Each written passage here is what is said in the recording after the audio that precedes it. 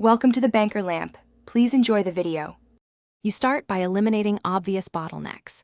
Close heavy apps and overlays so Valorant can claim system resources.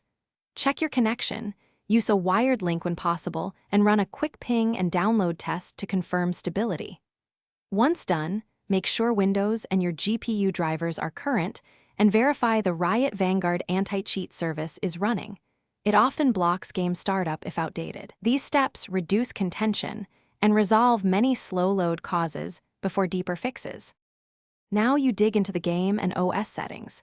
Use the Riot client repair to check integrity and reinstall only if verification fails.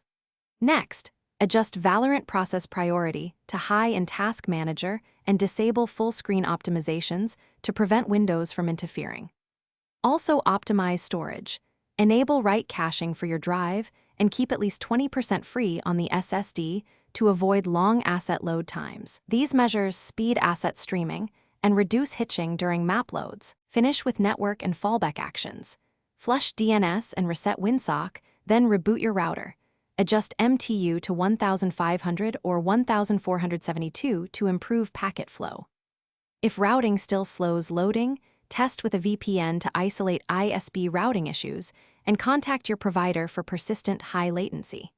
If problems persist, run Valorant as administrator, reinstall Riot Vanguard, and capture logs with timestamps so you can escalate.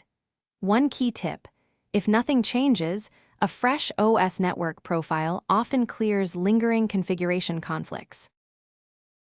Thanks for watching. If this was helpful, leave a like and consider subscribing. See you next time.